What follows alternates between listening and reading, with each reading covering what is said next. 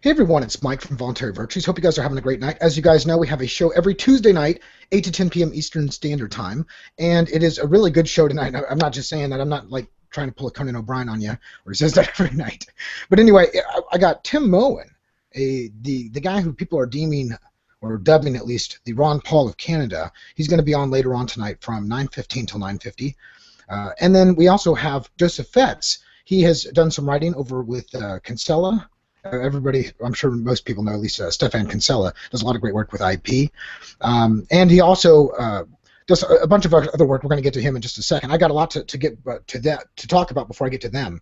In the very first section of this, as you guys know, we always have a bumper sticker contest.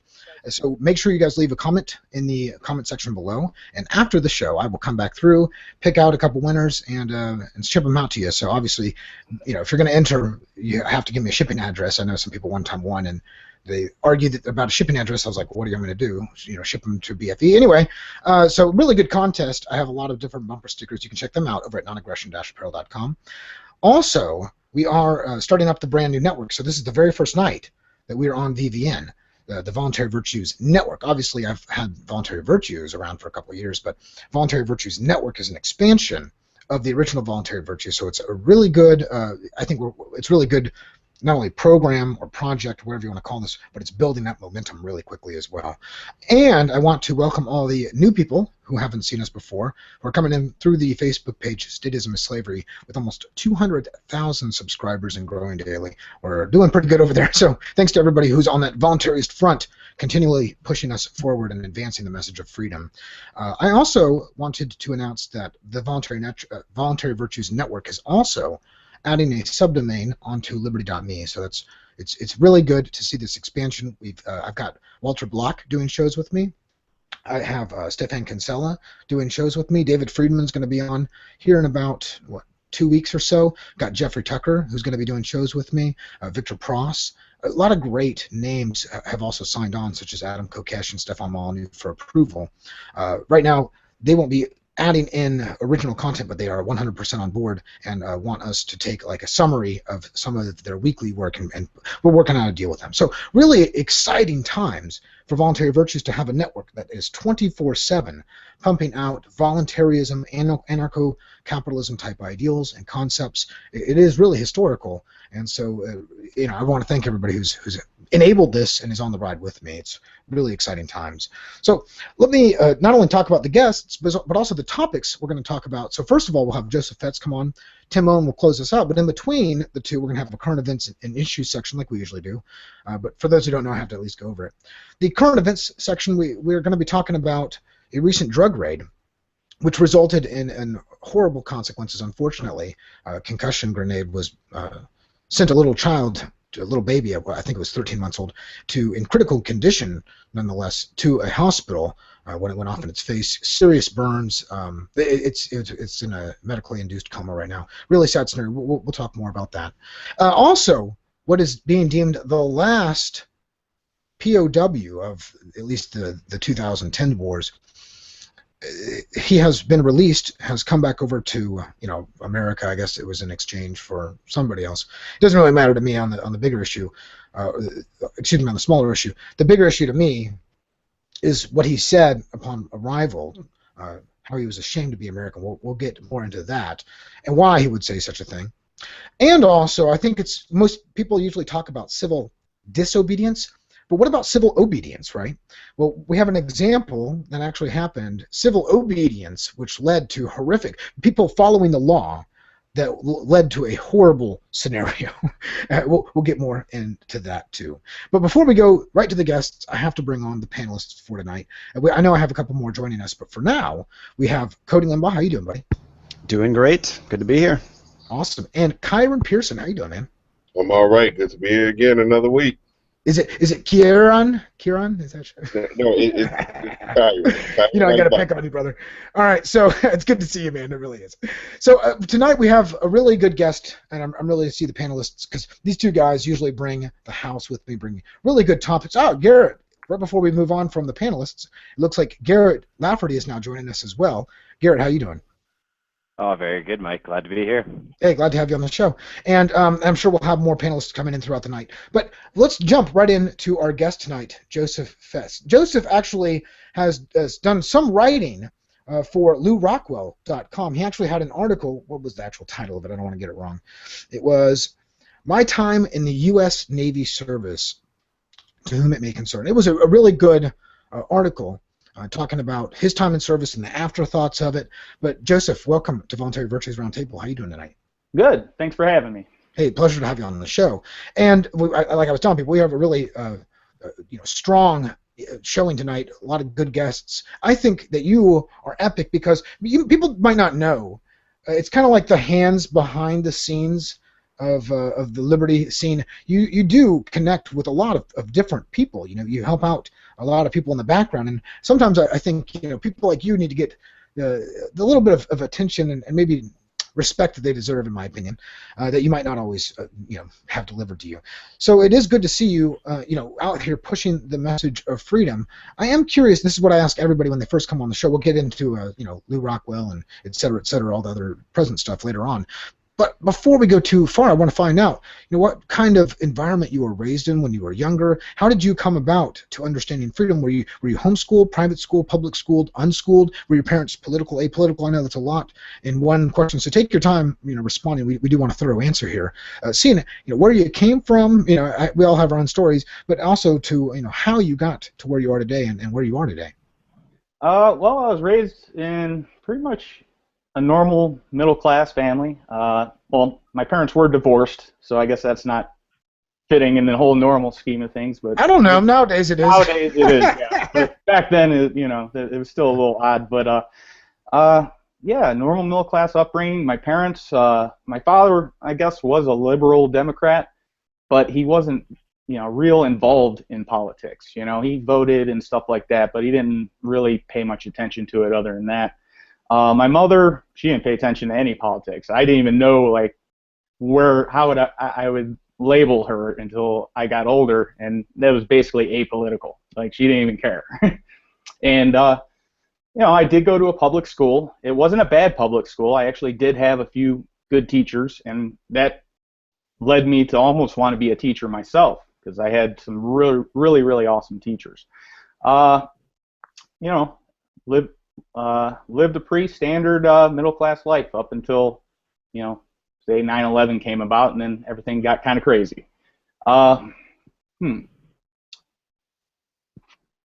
see, what else? While we're on the 9/11 timing, I want to talk about this real quick, just to interject.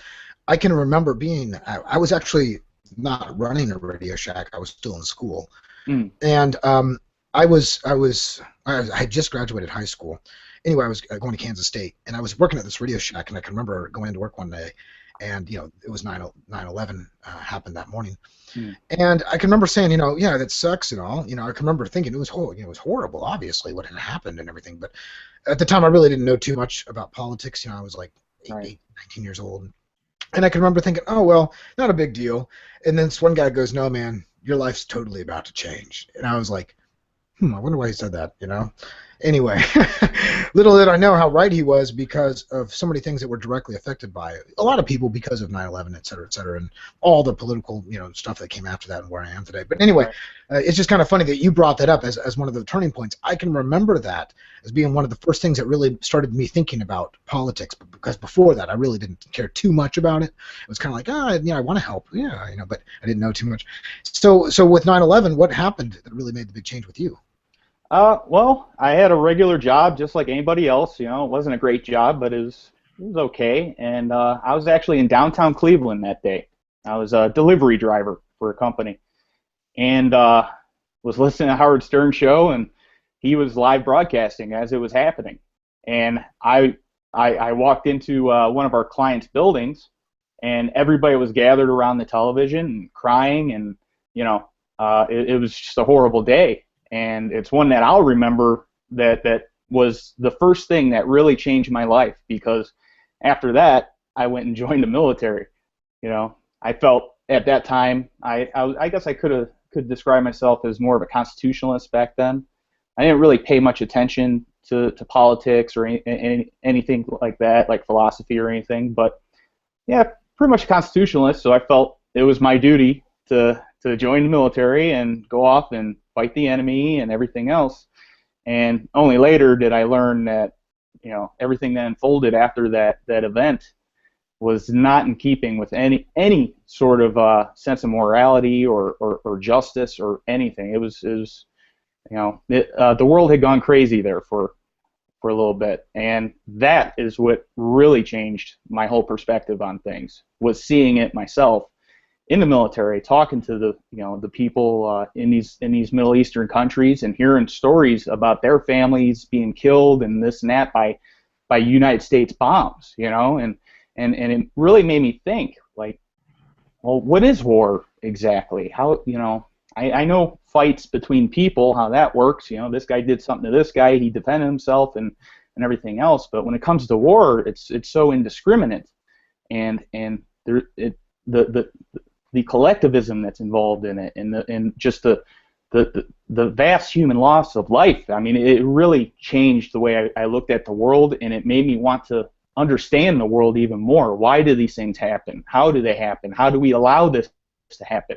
How is it that everybody was fooled for that first year or two? It wasn't until a couple of years had passed and people started to see, hey, these guys are lying to us. They're doing horrible things to people, and not everybody, but a lot of Americans saw that at that time, and that it like I said, it was a life-changing experience, and 9/11 is what really kicked it off. No, good story. So you go into the military. Which branch again? U.S. Navy. Navy, that's right. Yeah. And what was the environment like when you first got in there? Oh, well, when you heavy metal music, kill the jihads, no, etc. You have to go to boot camp first, and that is pure brainwashing, is what it is. Yeah. As soon as you get there, you're being yelled at. You didn't even do anything wrong, but you're being yelled at, and this is only to subordinate you. I mean, that's the first thing they have to do, is subordinate you, so that you do exactly what they say as you're told, in lockstep with with everybody else, because everybody else is going through the same brainwashing. And then they start and they even explicitly say this, that they're training the individual out of you. And I'll be honest, they really did. They really did train the individual mindset out of me, and it was quite effective. It wasn't until after boot camp, when you actually go to a ship or go to training, that it's not quite as full metal jacket as you would think. It gets a little bit less strict, but it's still the military, so it's going to be a strict environment. And that's when I guess the brainwashing started to wear off a bit. And it was my first deployment that was really a different environment. Once you go on deployment, I mean, you're going to go out to sea for six months, okay? And you're going to be involved in a lot of operations. You're going to be involved in a lot of things, and your time does not matter. You're now on their time. They essentially own you, and yeah, you do see things like people hating other people and seeing them as the enemy simply because they are from a certain country, or there's a certain color, or have a certain religion. And in fact, one thing I remember clearly is I thought it would be in my best interest to try to understand Islam, because supposedly they're our enemies, so it makes sense to understand it. And I got a whole lot of crap for that, for reading the Quran. People, it was not a pretty sight. And I remember one day I came back. I left the Quran under my pillow on my rack, what they call a bed in the Navy. And I came back one day and it was torn to shreds. And that's, like I said, that was another eye-opening experience, because now I was sort of being looked at as not part of the the team, because I wanted to learn more about the people that were supposedly our enemies. And this continued. You'd see cases where we could watch footage of military operations, like from helicopters or some soldiers were wearing cameras on their helmets, you know, and we can watch this stuff, and watching these people cheer and stuff, you know, when people are dying, really, you know, turned my stomach. I really couldn't understand how people can get that whole collectivist mindset to where, like, even if you're killing a child, you know, they don't care. It's still the enemy. Yeah, you know, no, it's a really sad scenario. I've heard similar stories from other people who, you know, I guess used to be my friends at least, and you know, their experience was something similar. I had a guy who's like, when he was going to Afghanistan, you know, he told us outright they just played like heavy metal music and just showed like people with towel heads and cut them down like on this camera screen with them. You know, like they were literally foot troops going over there just trying to pump them up, and just heavy metal music, hating on Haji. And it's just, that was it. You know, it was like that's their education, right? That's public education for you. And anyway, that is the word too, Haji. That is the exact word that they called them. And it wasn't just the Hajis either that they would. We were in port in India, and they were like, you know, there's cows everywhere because, you know, that's part of their religion, and guys were riding on the cows, taking pictures, acting like they're having intercourse with the cows, and it wasn't just in the Middle East. I mean, everywhere we went, it was like that. They were just totally disrespectful to other people's cultures, you know. Yeah, oh yeah, totally. And they have no repercussions other than violent monopoly that's in rule at the time, right? Hey, I want to open this up to the panelists. Any panelists got any questions before we move on in the Fetz journey of timeline of life? This is a good story, though. Anybody else want to open up real quick? Garrett, Cody, Kyron. Yeah, sure. I've got one. Go for it. After the threat of terror is somewhat dying in the minds of Americans nowadays, does the shitty economy become more of an incentive for people to join the U.S. military and continue to fight over there? Oh yeah, and it was then too, because you got to remember, just a year before we had a recession, and you know, a lot of the guys that I knew in the military, that's why they went in. They couldn't find a job, or they came from a poor family. So, you know, and there's tons of implications dealing with the welfare state and all that, you know, on that issue. But they were coming in because they wanted to go to college, and there was no other way that they were going to go. So the economy always, I mean, it's the biggest recruiter, I would say, for the military, is the economy. Yeah, great question too. Cody, Kyron, you guys got a question? Let's move on. Yeah, I was just curious how long you were in the military and what was your transition out like? Well, it kind of changed. I was supposed to be in initially for 5 years, but I was first in my class in what they call A school. That's like your first school, and I was a sonar tech, so sonar A school. So after that, I had the option of the option of getting an advanced training or getting meritorious advancement. I ended up getting both because the guy in charge of my class, he was getting ready to retire, so he was like, hey, this request goes to this office, this request goes to that office. Let's put them both in. So then I had to extend for another year. So that brought my total time that I was supposed to be in to 6 years. But because of certain things that came about, I expressed my opinion about what I was seeing. And unfortunately, when you do that, you become not a liked person. You know, the military does not like independent thought at all. You know, that's what they abhor more than anything. So I went to captain's mast 3 times. Never got my rank taken down until the very last time I got my rank taken down one notch. But and yeah, after I was out, it's funny because they scare you into staying in. You know, they tell you'll never be able to get a loan for a house. You'll never be able to get a job. You won't even be able to work at McDonald's was the common saying that they would say. And yeah, they really scare you and make you think that your life is going to simply go to hell if you get kicked out or you leave or whatever. That's simply not true. My life has gotten many times better since I got out. My family, they no longer had to worry anymore. You know, and that's a big thing with the military. It really does put a lot of strain on families. You know, your loved ones and everything. So Yeah, I got out 2 years earlier than I was supposed to, but I didn't get a other than honorable or anything, or bad conduct or anything like that. I got a what's called a general under honorable conditions discharge. So how long were you in for total? I'm sorry, I might have missed 4 that. years. 4 years? Yeah. Wow. Okay.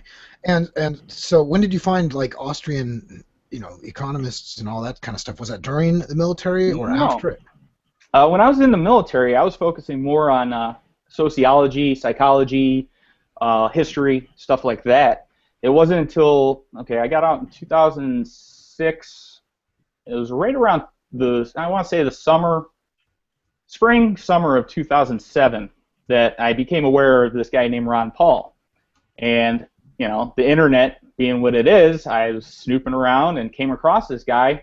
And everything I had seen in the military, like, that I had already formed certain beliefs about, he was talking about. So I was like, whoa, this guy knows what he's talking about, at least on that aspect.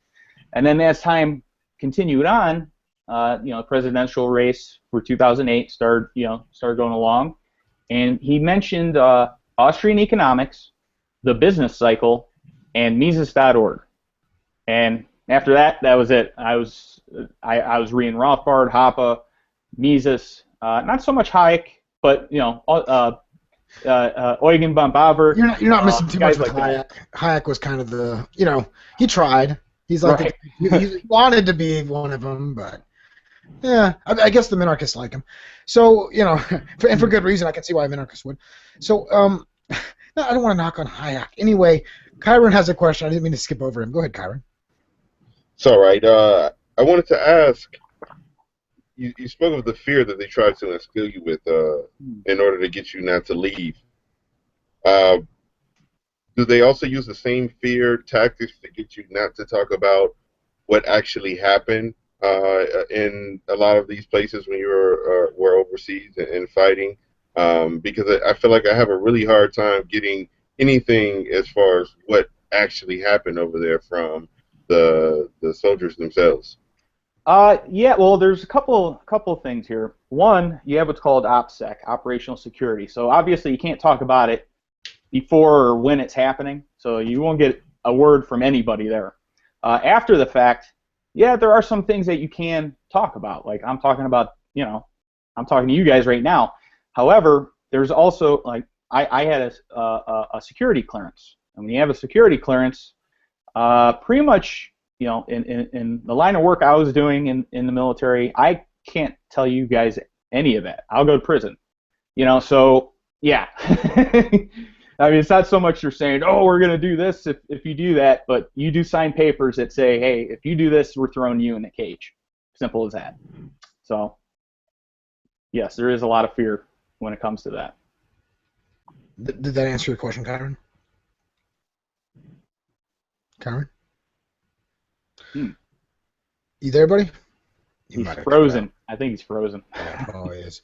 All right. Well, anyway, yeah. Oh, there you are. He's trying. All right, we'll move on. So, yeah, obviously, it's no secret that the military tries to propagandize people. Everybody has their own bias. I don't want to make it sound like anybody's unbiased, right? Everybody has their own form of propaganda. I have my own bias towards voluntarism, but theirs is extremely evident, and it's funded through taxes, which is obviously extortion based. So, right. This is where the real problem comes in. They have the right to try to brainwash people into statism and write books and stuff about it. They just don't have the right to fund it through violent means. So, you come into the Austrian perspective, right? Right. And you start to understand freedom. What made you start to get more involved? Well, I don't know. I just felt like if I was going to learn these things and actually, I had to I had to walk the walk. I couldn't just sit there and read stuff or and learn. What good is learning if you're not going to share that knowledge? So I started going on the internet, and at the time I was an anonymous character on the internet, just getting into debates with people. And I still do that now. But I use my real name now, and I started to see that people that sure, not everybody would agree, but I'd get many people to turn around. And the way that made me feel inside, that something that I was saying actually made somebody change their mind on something, you know, that gave me hope that there's a way of changing the world. Like, if me, one guy, could do that and have, you know, 20, 30 people change, then what if I keep doing this? And now they're going to start doing it. You know, they're going to do the same thing, and next thing you know, it's like a snowball effect. So, you know, it's not like I'm changing the world, you know, but as, you know, as more people learn, you know, about freedom, you know, there's no way to stop it. I forget that, what's that Gandhi, or I think it was a Gandhi quote that Ron Paul always said. Yeah. Gosh, I can't remember it right now, but Well, I'm sure you know it. Yeah, if they ignore you, or No, it's not they ignore you, if they fight you. no, not that one, not that one. You. Okay. Nothing can stop an idea whose time has come, or Yeah. something like that. Yeah. And that's the way I felt. I felt that this is the time. This is going to be a historic moment, you know. And when the recession and everything like that happened, I knew people were going to become more curious about this idea, because it was obvious what was going on. Maybe not to everybody, but it's becoming more obvious to everybody that, say, the Federal Reserve is causing the business cycle, and it's benefiting a certain elite class of people, or that, you know, the military-industrial complex, the reason why wars must continue is because they're, you know, they can't make money unless we keep blowing shit up. You know, how are you going to sell more bombs if, you know, if they're not being used? And you know, so on and so forth along the line. No, that's a great answer. I'm curious. You know, well, first of all, before I ask too many questions, I don't want to hog all the time. Does one of the other panelists have another question? I got plenty. I got some more, but I think it'll wait. Go ahead and go with what you're going to go for, and then I'll come back. Okay. So when we're looking at freedom as a strategy, Mm-hmm. I'm sure you've seen plenty of different strategies out there for spreading the message of freedom. What do you think is one of the more... I don't want to make it sound like there's one right way to do it, but, you know, what's your favorite strategy, I guess is probably the best way to put it. My favorite strategy is to connect with people. That's just what I'm good at. I'm good at connecting with people and explaining things in a very logical and easy to understand way. And the internet, I mean, that's provided the hugest audience you can even imagine. Now it's not just, you know, people like in your neighborhood, or say like with TV, you know, a certain region or you know, side of the United States or whatever, you know, east or west. Instead, it's the whole world. Okay, and you know, I think, you know, I'm not the guy that's going to go out there and get involved in politics. Okay, because I abhor the state. So why am I going to play its game? You know, what needs to happen is people, the culture and the belief systems of people need to change. And it's just like, I like to compare it to, you know, trying to put democracy in the Middle East. I mean, there's no way you're going to force it to happen. You got to get people to believe it to begin with, and you can't lie to them. You know, as soon as you start lying, you're going to lose them. So just be on, you know, honesty, integrity, and getting a message across as much as I can, as, you know, as just one person.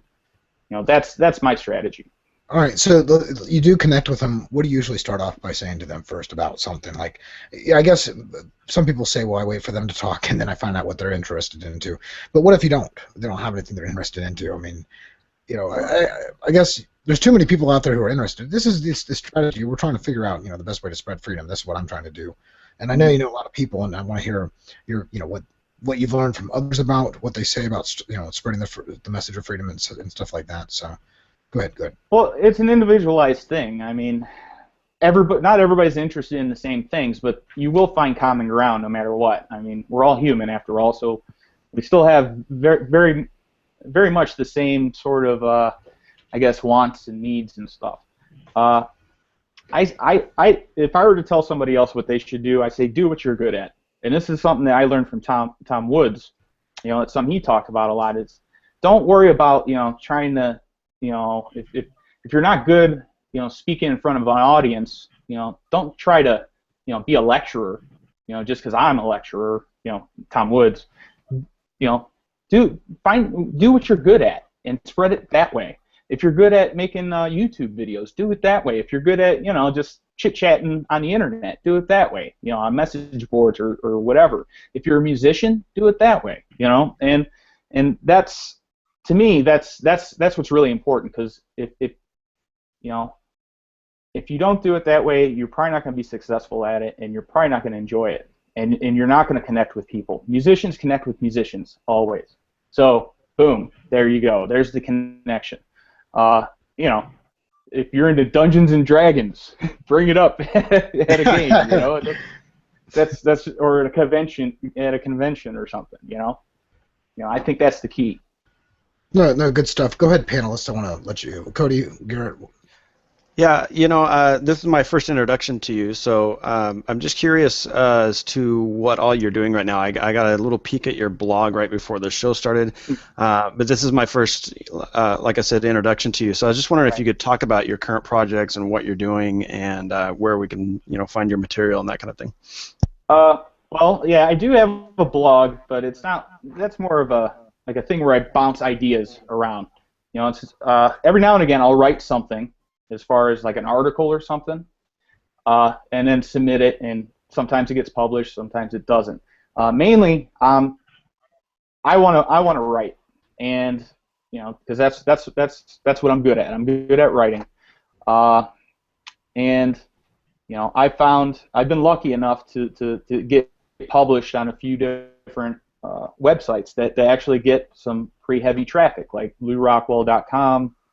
EconomicPolicyJournal.com, Bob Murphy's blog, Free Advice, Tom Woods' blog, as well as the Center for the Study of Innovative Freedom, which I only wrote one thing for them, but for me, writing is probably what I'm going to be focusing on more. And I just got done reading a ton of stuff about different subjects, so in the near future I will be writing a lot more, because that's the way it goes. You only have so much time in a day, and reading takes a long time. Yeah, it does. But good stuff. I am curious. What do you say to people who are thinking about joining the military today, or people who are in the services that ask you, "Should I leave?" Well, once again, that's a conditional thing. It depends on where they're at in their frame of mind. It's not going to work to tell somebody, to all of a sudden start giving them libertarian theory. They're not going to be attracted to that right away. I've only had a few people tell me that they're considering joining. It was the Navy, in fact. So what I did is I told him what my daily life was like, and yeah, he decided not to join the Navy after that. So what was it like? Just more grunt work, pushed around, and told what to do? I was lucky. I advanced very quickly. I went from E1 to E5 in about a year and 10 months. Wow. And that typically takes about 4 to 6 years. So I didn't have to do the grunt work anymore. I was what's called a non-commissioned officer. But again, I was thrown into, because I advanced so quickly, I was thrown into things way before I was ready for it. And, like, for instance, my first deployment, I probably didn't get more than 3 hours of sleep per night, usually around 2 hours. You do that for, say, 4 months straight, yeah, you're not going to be a very happy camper. And it caused depression, everything else. And there's also the fact that when you're in the military, it's not like having a job. You can just go home, at the end of the day and not even worry about your job anymore.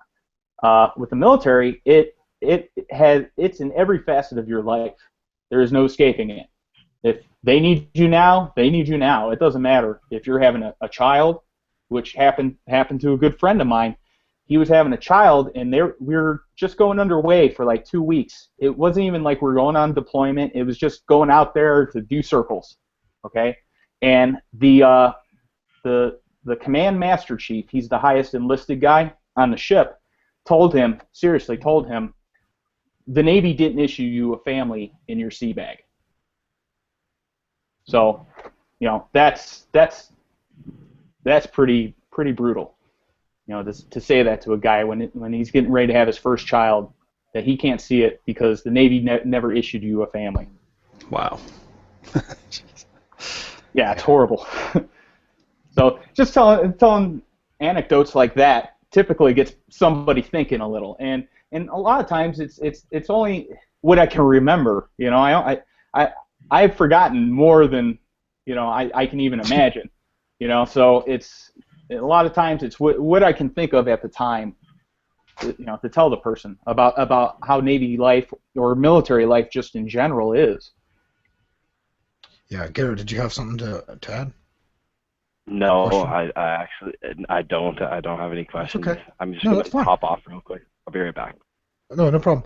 So here's my next question, because I actually got quite a few for you. When we look at the brutalist argument and humanitarian, well, I'm curious to your take on it. What do you think about that whole? I'll leave it at that. Just tell me what you think, and we can move on. Now, I actually wanted to talk to Jeffrey about this just to see if what I think he was saying is indeed what he was saying. Now, many people turn this into the thin and thick argument. Okay, I don't think that's exactly what he was saying. Okay, if you read what he's saying, he's talking about specifically libertarians themselves, how they act, and that's a totally different thing from talking about an actual the theoretical aspect of libertarianism, which is where the whole thick and thin gets into. It's saying theoretically we should include certain moral statements, that or things like that. I think essentially what it comes down to is Jeffrey was saying, libertarianism is an important thing, and it's probably not a good idea to use it as a justification to be an asshole. That's how I saw it. No, fair enough. Good response. I think it's a fair response too. When you look at, are you a Bitcoin supporter personally? I am not. I am agnostic on Bitcoin, but I am very interested in explaining it and understanding it. Why it came about, how it came about, how it fits within the economic framework, how it fits within the the property framework and things of that nature. Because what I've seen with Bitcoin is most everybody who speaks about it has some emotional attachment to it. Okay, either they're a big supporter, fan of it, or they're just decrying it left and right, and they're just for whatever reason. And I'm trying to remain neutral on that and just explain it in either economically or as far as philosophy. I take the same approach. I'm pretty agnostic on it. I have no issue using it. I think. No, I don't either. Well, yeah, and I think something would have came about even without the state. Some people say Bitcoin only exists because of the state, and I say, I can see cryptocurrency coming about just to make it easier to move money around, and it still has that that underlying service that it's providing. I think technology is the reason why it exists solely. Oh, well, not solely, but obviously the U.S. dollar does have some implications here of why something like this would arise, but I don't think that's the primary reason. I think it's convenience of transacting. I think that was the primary reason. Yeah, I completely agree. Any other panelists have any questions? It's fine because I have plenty of them. I don't want to overrun everybody else. That's the thing. So. You go, Mike. You're on fire. Well, my next question has to do with genetically modified organisms or food, GMOs. What do you think about the whole debate of GMOs? Do you think they're healthy? Do you not like them? Do you like them and encourage people to eat them and say they're extremely healthy? Or what's your take on it? Obviously, from a libertarian perspective, we can do we can't tackle and cage people for making GMOs. Right. What's your feelings on labeling and all the other stuff? As far as GMO foods, you got to really think. Every food that exists today is GMO. If you think about it, it has been bred a certain way. Like the apple you eat today, apples didn't taste sweet, that sweet anyway, consistently, a couple hundred years ago. Same thing with most fruits. These changes came about, I guess, through a different way of genetically modifying things through breeding, Whereas now they're actually getting into the actual gene itself and pulling bits and pieces out and splicing them into other genes. Now, I guess I can see how that could be a benefit to society, but you must remember that, you know, we also used asbestos for many years and found out that it was hurting us, you know. So, you know, I personally don't eat or try to avoid GMO foods just because I don't know the safety of them just yet, and because it is a human creation. It's something that humans are doing. There's always the possibility of a mistake, you know. But as far as the law goes, I would never say, oh, you have to ban them or you have to label them. I think the consumer should be able to make his own choice. Yeah, that's my whole perspective as well. I don't know. I don't think you can have enough. You know, supposedly you're right. They have been modifying, you know, food for a long time, like thousands of years technically. Right. Vegetables, right? And fruits. But it just seems to me that I can't trust the new age stuff. You know, I'll let somebody else be the guinea pig for now. Right. Yeah, hopefully it is safe. You know, I hope it is. But I do too. And that'd probably be a great thing for the future of humanity if it's safe and it turns out to be a great thing. I just don't know if it is yet, and I know the fallibility of humans. You know. Right. All right. Next question for me is, what's your take on global warming? Do you think it's fraud? Do you think it's real and just not man-made? Do you think it is real and man-made? Obviously, we don't think the government did any of it. I'm just curious on the other front. Well, I think anything in a system, a complex system, everything's going to affect everything else. There's no escaping that. There's going to be a lot of interplay. Do I think it's primarily caused by humans? No. And do I think that the Earth has ways of correcting against anything that humans do? Yes. I think most people who are in support of it they're not necessarily maybe they are in support of the idea, because a lot of those people are somewhat anti-human in a way, you know, but also their status. So they want to use it as a means in order to get their status policies enacted, and that benefits them, you know, right? Not everybody. Also, you know, once again, humans are fallible. The science is never settled on anything. Okay, yeah, the law of gravity. Okay, yeah, we pretty much agree that that's pretty certain, but we still can't explain it completely. You know, maybe later on somebody will be able to explain it. But something like the changing climate, there's so many factors involved that I don't think humans are even capable of predicting what's going to happen to the climate a year from now, let alone 20 years from now. And luckily enough, their models have all been shit. So, you know, that only backs up that claim. No, interesting. I do want to. This is the last chance for the panelists, because we have to let you go here in a second. But anybody else got any last questions from the panel? Yeah, I love the analogies you're using. It's funny that you mentioned gravity, even because the theories on gravity have very recently changed as well. Right. You know, gravity is basically mass warping space type of thing, and that's pretty new theories being bandied about. So something as complex as climate change, you're right. I mean, it's kind of a ridiculous argument to even have, I think, at this point. Right. And as it is with all science, things it's never final. We always learn more, and well, hopefully, and hopefully, you know, our knowledge progresses. You know, sometimes with Murray Rothbard called the zigzag theory of history. I think that applies to science too. So it's not always upward and onward. Sometimes it takes a little zigzag pattern, and you know, sometimes science is in a crappy state, and I think that's where it is right now. Other times it's in a great state, and that was, you know, that's where we got a lot of our knowledge from. No state is great. No state is well, great. I mean a state of things. Not State of nature, right? Yeah. No, good stuff. Joseph, I do want to allow you one last chance to plug any websites you might have. And also, in closing here, I always ask everybody this question the first time they come on my show. I'm sure you've seen before. But, you know, imagine you had 1 or 2 minutes to say something to the whole world. and everybody was going to hear you. Or, Fox News, ABC, CBS, they all come running up to you with a microphone. And everybody's going to hear what you have to say. What would you say to the world on your deathbed right before you pass away? Always remember, we're still all in this together. That's it. And then you die.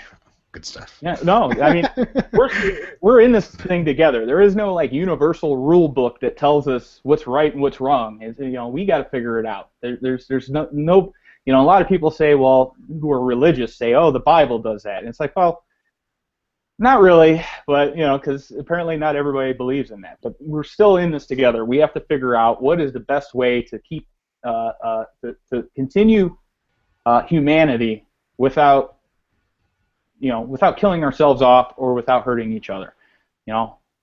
That's why I hate to use the word, but I am a humanist. Not in the way Jeffrey Tucker was talking. I'm a humanist. Just I am most concerned with the thriving of humanity. No, I mean, fair enough. Fair enough. I do want to see, less people. Obviously, humanity is nothing but a collection of individuals, right? So right, of course. That's my best response for that. So, no, I agree with you in essence. So, we have the same end goals. Anyway, yeah. I want to thank you for being on the show tonight. And as always, you can stick around with us. I know you're a busy type guy and you got things to do, but if you want to stick around with us, feel free to. We do have Tim Moen coming on. We have a bunch of great topics we're going to be talking about. So thank you once again for being on the show tonight. I appreciate it. Thank you. I appreciate you having me on. Yeah. Say goodnight, panelists, to him, or if he's going to stick around, whatever. Awesome having you. I actually do have to go, but thanks for the questions. They're all great. Yeah, good stuff. I'll talk to you soon. Okay. Bye, Joseph. Bye. So obviously a great guy, and he does a lot of work in the background for Mises, and he's just really done a lot of good work for us, and I thought it'd be great to have him on the show tonight. So let's move on to the middle section of our show tonight, which is current events, topics, and issues. I think we have a lot. Obviously, there's a lot of stuff we could talk about. One of the things I have to bring up, if I don't bring this up, I will stand in front of the mirror, not only spit in the mirror, slash on myself, but slap myself in the face for not bringing this up. Obviously, some really sad stuff has happened. I think, what was this at? Where was this at? Was it New Jersey? I can't remember. The SWAT team Georgia, with the 19-month-old baby. Basically, they had a concussion grenade that was thrown into. This thing keeps bringing on sound. They had a drug raid. They thought the guy was selling methamphetamines. They said they bought something from someone that had gone into the house. And so they come back later on. Well, the crib was in the living room right where the door was. They usually, when they throw a flash grenade in or a concussion grenade in, they throw it about 3 to 5 feet. And of course, they're not really looking. There could be somebody there, obviously a baby or something else. But this is what happens with the war on drugs. So this could happen to you. In fact, they kick in people's doors all the time when they have the wrong house, the wrong address. And so people just are shocked when they have these flashbang grenades go off. I know Adam Kokesh had one go off in his house too. Obviously, it left a huge burn mark on his floor. You can imagine what would happen when it lands on a baby's face and explodes. Obviously, it did not go well.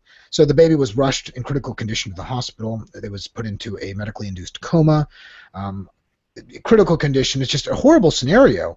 And people's, there's a lot of blame that's being pointed at different people, but I think it rests solely on the war on drugs. I mean, without the war on drugs, you would have never had this scenario. And I think it's crucial to point out the person who they're doing this raid on, they're doing it not only for drugs, but the guy, it's not like he's gone around killing people and hurt people. He's obviously not hurt or physically attacked anybody else, right? He hasn't frauded other people out of their stuff unless, maybe he was lacing the drugs or whatever. But the baby was having a wonderful life. In fact, they have lots of pictures. Happy baby was learning, and obviously, there's people act like once you're a drug dealer, that you can't, like, your baby's going to turn out to be a crackhead or something like it. It's these scare fear tactics that we've been raised into from a statist society, and I think it's really sad to see how many people, especially inside of the statist system, these people who go out there and infringe, bust in on other people's doors, and kidnap them. and over what they say they disagree with, right? In this case, drugs. I think it's really sad when we actually watch them try to defend their actions and how many people buy into it as well, right? Because nobody else would just allow a criminal to do that, but they put on the badge, they have the suit, the costume on, so they get a free ride, they get a pass on any criminal activity that they might actually carry out in the pursuit of whatever goal they say they're trying to achieve. So in this case, we have because of the war on drugs, a person who hasn't hurt anybody else has their door kicked in. Their baby is in critical condition in the hospital. I don't blame the person who's doing the drugs and buying them from them. I don't blame the aggression here, the initiation of violence that was carried out was done by none other than the police, right? The police are the criminals. The police are the ones who are using threats of violence on other peaceful people. So we have to strike at the root, and I think it's really important for the world as a whole. As Joseph was saying, if we're going to be all in this together, for us to realize that the war on drugs is an absolute failure. The lives that it's claimed, and not only claimed in deaths, but also injuries such as this one, are mounting ever so steadily. They wasted over $1 trillion in the last 40 years, right? You want some subjective, point of view, facts on this? Just economically speaking, wasting $1 trillion, that's $1,000 billion, folks. I don't know if you know math, but $1 trillion, a lot of money, right? The economy pumps out around $15 trillion gross domestic product, and of course that number doesn't tell us too much because they include bombs that they get to drop on little children overseas and all the bullets that the DHS gets to buy. That's all included in GDP, unfortunately. I wish we just had C plus I plus X. Or we don't even I guess we don't even really need any of that from a macro perspective. It doesn't do too much to affect in individual industries and economies as a whole, in my opinion. I think it's more of a fluff number. These people trying to control a macro perspective on an economy, the whole just trying to control an economy to me is so silly in itself. And this is just trying to control the drug economy, right? That's all it is. It's a form of prohibition. Everybody is so anti-alcohol prohibition, and rightfully so. It created horrific results. Well, you're living in a drug prohibition right now. And someday it'll end, and people will look back on it just like they did during the back alley deaths and the criminal activity that alcohol was pushed into during Prohibition and all the horrible side effects. Well, someday these negative side effects will be gone as well. But it's our job today, just like people did hundreds of years ago who fought against chain slavery, to fight against other forms of enslavement, such as the war on drugs today. Not only that, obviously it affects the poor people the most, right? They know that they won't be able to get the type of representation from an attorney or a lawyer that'll be able to get them out of these horrific charges. Not horrific from the fact that are crimes, horrific that they even exist as crimes in the first place, right? Sure, nobody here is saying that they love people addicted to meth, right? I don't think anybody here is saying, I can't wait to go encourage my 4-year-old to be a heroin addict. Nobody's saying that, right? What we are saying is that using violence and initiating violence on other people who haven't hurt anybody else, pushing this kind of an activity into criminal syndicate hands, into a criminal activity, and then not enabling an opportunity for these people who might be addicted to actually have a free chance to come out in the open and say, hey, I need some help. I really need some help. Sure, they have that in some capacity, but a lot of them, because of the war on drugs, are scared to even talk about it. And people that could be helped, right, that could be taken out of a mental addiction. So we have this little child who's now just another number, unfortunately, another statistic in the war on drugs of people who didn't even participate in any of the drug activity but happened to die. Right. In fact, who was it? There was the Peaceful Street Projects obviously has that too, but there was who was it? Clyde Freeman.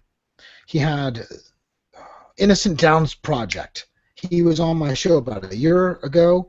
He had a great thing that really I think we should highlight on this is the Innocent Downs Project. The Innocent Downs Project really highlights all the innocent people who have died because of victimless crimes, and mostly war on drugs. And it's shocking when you actually see the abysmal results that the war on drugs actually has. Like in curing people from their addiction, it doesn't do it, right? The addicts continue to stay addicted. If anything, the addiction rates might have even gone up. And sure, there's other factors involved, right? I'm not saying correlation or causation equals correlation, but I am saying the war on drugs, is the initiation of violence on other peaceful people. If somebody's on drugs and breaks into your car, then they've committed a crime. If they're simply on drugs, they have not committed the crime yet.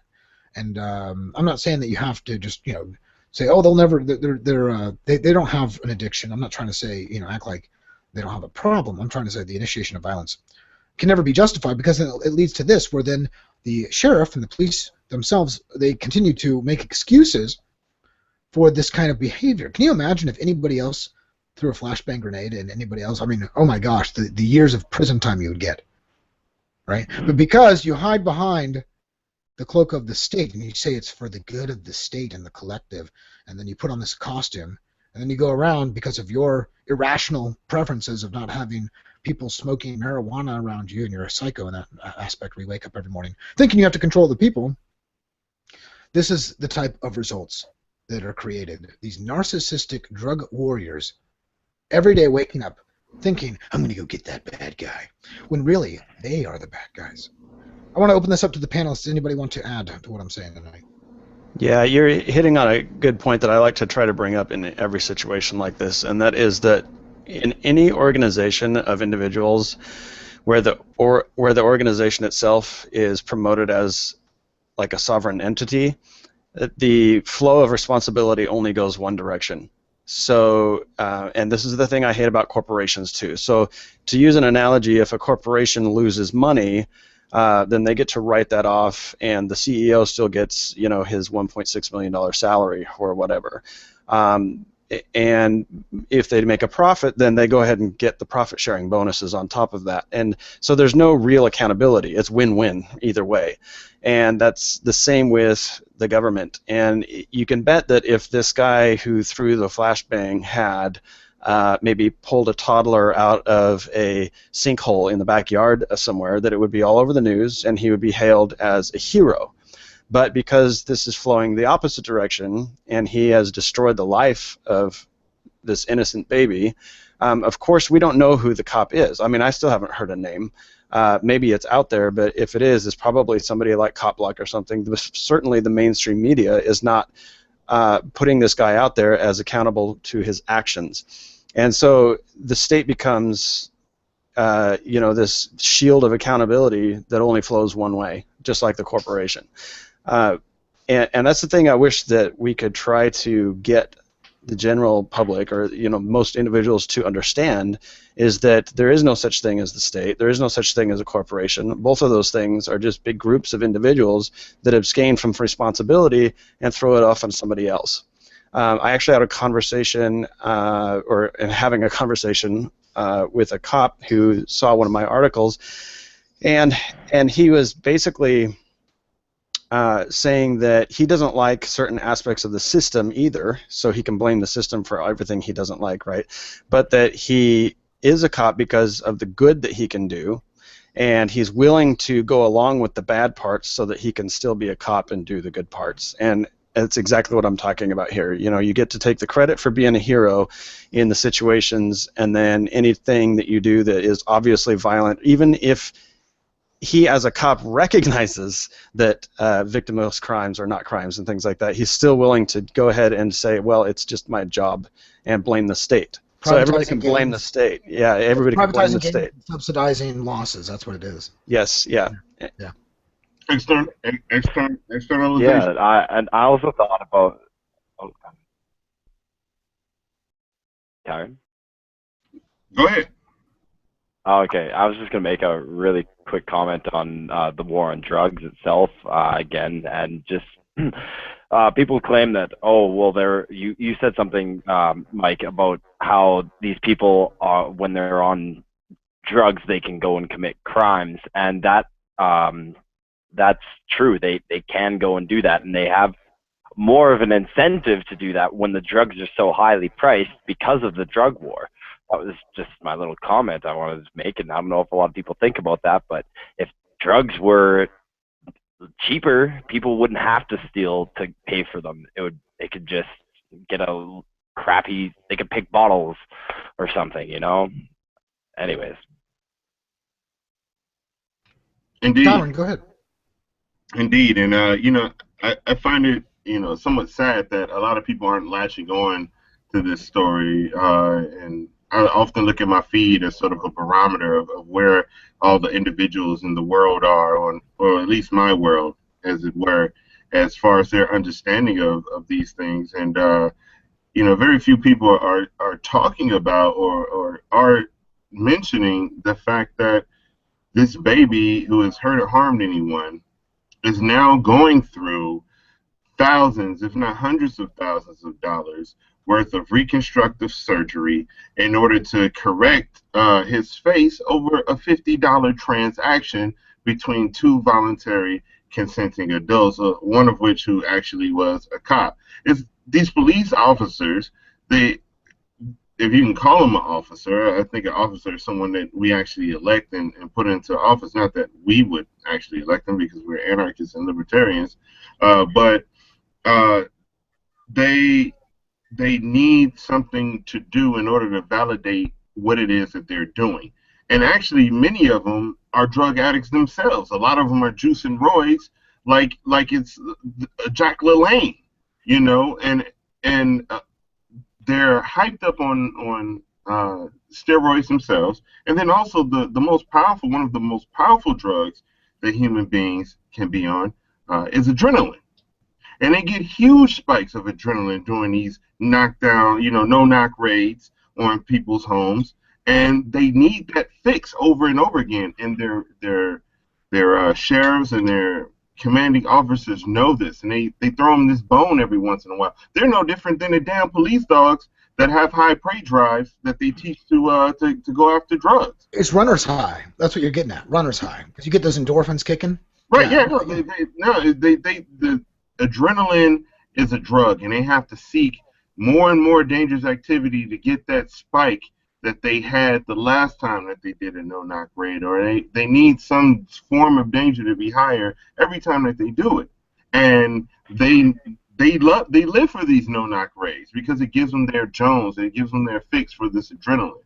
These guys know that they could easily have stopped this guy leaving the house, pull him over, and arrest him then if it was really that serious of a crime. They know where this guy was at. They knew he was at home. They could have pulled him over at the house. Yeah, bunch of Klingons. No offense, Worf. Anyway, so no, I completely agree with you, guys. We got to move on. I got too much. We got Tim Moen coming on in like 11 minutes. I got two more stories to hit. So let's try and fly through these real quick. So it is a really bizarre tale coming out from what is known as, at least from 2010s so far, America's last known prisoner of war, POW. His name is Sergeant Bo Bergdahl. I hope I'm pronouncing that correctly. But Sergeant Bo was in Afghanistan, and he was in a patrol, and supposedly he was not really happy with what was going on with the military and how they were over there not helping out Afghanistan like they were told they were going to. Basically, him and his father had been lied to by the recruiters, etc. And so when they get him into the military and they send him overseas, he goes over and serves, finds out it's all a bunch of BS, that they're really hurting the people more than helping. So some of the people, he had kind of broken away from most of his patrol. He liked to hang back and not really hang out with some of the other people as much. Some of the people were just like brainwashed into America. He was a real thinker, an independent type guy. So he fought, he was outside of the mental brainwashing for some part of it. He was trying to escape it, I think. Well, he ended up getting kidnapped while kind of straggling behind some of the other, people in his patrol. And he was gone for quite a long time, right? Anyway, he's now 28 years old. I think, how old was he when he got kidnapped? 23? So he was like 5 years of captivity. He's 28 now, and they released him, believe it or not. No head cutting off in this case, but he comes back, and he does not really have the best words for America, right? They called the U.S. military a lie, and they say that it's nothing more than mental brainwashing. One of them goes on to say, let me see what I had written down, what they had written down here. He goes, "I'm ashamed to be an American, and the title of U.S. soldier is just the lie of fools." So this is what the last known prisoner of war is saying about America. They finally let him go from the Taliban. He's now back in America, and he hates the United States of America. I need to get this guy on the air. You know, if somebody can get this guy, you know, Indian burn him into doing it. No, obviously it's a joke. It would be great to get him on the show. But he says, I'm sorry for everything. These people need help, yet what they get is the most conceited country in the world telling them they are nothing and that they are stupid. Yeah, you know, once again, it comes back to what we were all talking about with Joseph Fetz earlier. A lot of negativity towards other regions. You know, it's an us versus them type brainwashing that the state has to do to enable this America versus go kill these other kids type thing.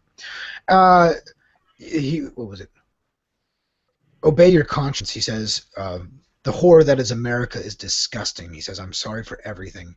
He can't believe he was duped by the recruiters and all the other military fools. So I have a lot of respect for this guy. You know, this is my 2 cents.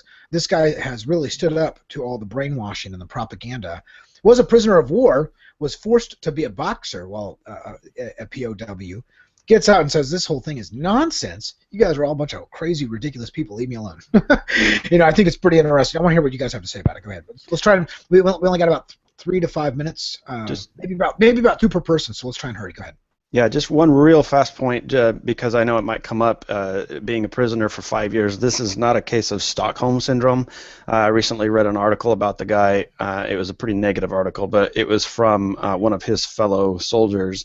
This guy went missing on his own. He was talking about wanting to walk the earth, and he basically ditched his unit while he was there and went out on his own. So he had realized a lot of this colonialism bullshit before he was captured. This is not just a case of Stockholm Syndrome.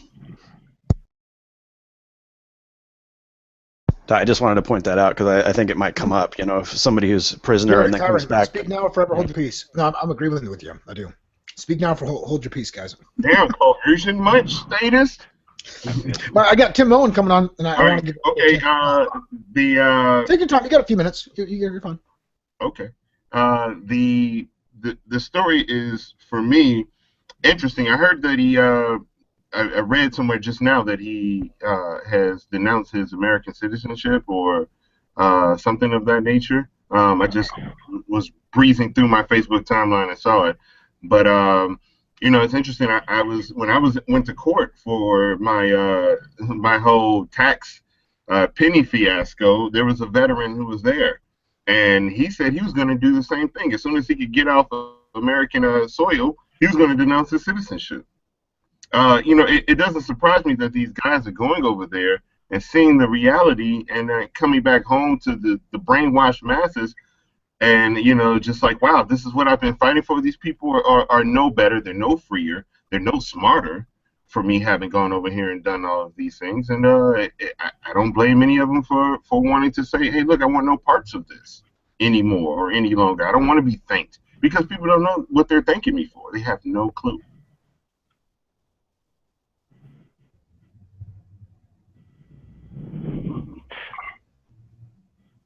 Yeah, I agree with that, I guess, and I have a buddy who's in the military right now, and I hope that he feels the same way after he goes over, or if he ever does. And I just don't. I think that when he went over there, by the sounds of it, Cody says that he already had this kind of idea that things were kind of a bit off. So it's surprising. I didn't think that would actually happen. Somebody walk off on their own. It's very dangerous. Of course, he got captured. I'm surprised he didn't get killed, but maybe he was able to talk his way out of it and say, hey, I kind of know what's up. I don't know. That's all I really have to say about that. Well, yeah, it was obviously a very weird story. When I first heard about it, I was like, what? You know, this is kind of... It's not that it's weird, because other soldiers have come back and totally hate what's going on over there too. I know quite a few of them. But it was more surprising that, you know, the way it happened. You know, the way he kind of just... We don't know exactly all the details. There's still a lot of stuff that's kind of speculative, so I don't want to go too much into that. Let me bring up this last topic tonight before we move on. This one was actually made by... it's a video online, I think it's really good. Obviously, they had a huge statist following. You'll see what I'm talking about here in a second. But Campus Movie Fest, a YouTube channel with over 11,000 subscribers, recently released a video. Well, actually, it is a few years old now. But it's called A Meditation on the Speed Limit. And what happened was they went in Atlanta, near Atlanta, Georgia, on I-285, the interstate. They got 4 cars all together and went down the interstate side by side at the exact same speed of the speed limit, which was 55 miles an hour. And of course, their point here was, listen, these speed limits are dangerous. They're not only ridiculous, they're dangerous, right? So obviously, most people are going 70, 75 miles an hour around it. Whether the speed limit's there or not, people are obviously flowing at a much higher speed, right? And the thing that's important to take away from this is the taxation through citation format. This is what I was really impressed by. So the end result of what happened with this experiment was they backed up traffic for hours and hours just by going the speed limit altogether. They had people going off into the lanes around them. It's a really good video. Just type in a meditation on the speed limit. Open it in a new tab so you can obviously keep this one open. It's a real short video. You don't even have to listen to it. You can mute it and just watch while you're listening to us, and just watch what they do. It's really crazy because they just go the speed limit for, I don't know how long they were driving, but you could see after they pass under this one underpass, they were going 55 miles an hour, and all these people were like trying to go around them at 70 miles an hour, 75, and it was just a sea of traffic as far as the eye could see. It was really interesting. But the point I want to make from this is that there's a reason why there's so many ridiculously low speed limits all around us, right? I'm not even saying that a free society won't have speed limits per se. I don't know. People can do whatever they want with their property. Maybe that's the insurance companies are going to say, you're going to have speed limits, or I can't insure you. It's going to cost us much more to insure you, et cetera, right? Statistically, we just can't do it. So I'm not saying that people can't have speed limits. I think the Autobahn obviously has some great additions and advantages that come with it. So I think there is some positives of people, regions that don't have speed limits in some scenarios. But my point more here is to highlight the fact that there's a reason why the speed limit of 55 is so ridiculously low and set this way by the state. The police and the court system, they make a lot of money. I mean, people think it goes to all charity. Well, that's nonsense. Some of it does go to charity. I'm not going to say it doesn't. Some parts of your fines, tickets, and stuff like that. But a lot of it also goes to court fees and to the lawyers and everything else that the state has built up inside of its judicial system, right? And so it's a lot easier to drain people of their money when you can just brainwash them to, no matter what the speed limit is, just to go ahead and obey it. Right? There's never a speed limit that we can, because this one ruler is going to put this sign up over here in this one area, and everybody just has to obey by it, right? If you don't, you're just a bad person. So most people won't even fight it. Most people won't try to fight it. And they know this. They know that you're just a slave, right? They know that you're just trapped to their violent monopoly. And so what they'll do is put on these high fees and call it court costs and fees and penalties and et cetera, and drain you for hundreds of dollars. And this is what speeding tickets essentially are, and this is why they hold down speed limits so low. These people were not really showing as much taxation through citation, like I was just mentioning. That's all it really is, just stealing your money through fake reasons. But they're highlighting why it's dangerous. I like to point out the mixture of both. The state in this situation has made it much more dangerous. There was a lot of people who would have had car accidents or almost would have, and imagine all the backup traffic they had because of this experiment. Of people actually following the speed limit, it's dangerous. It is extremely dangerous, and it's a money racket. So I'm hoping people see, when they see a speed limit, they don't just think, oh, I need to bow down and suck the metaphorical Yahoo of the state. What I should really do is say, who put this sign here? What the hell is it really even an accurate representation of what's statistically safe?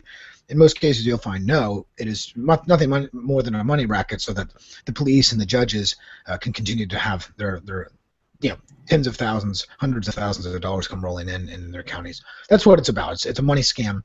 Not that money is really the root of the problem.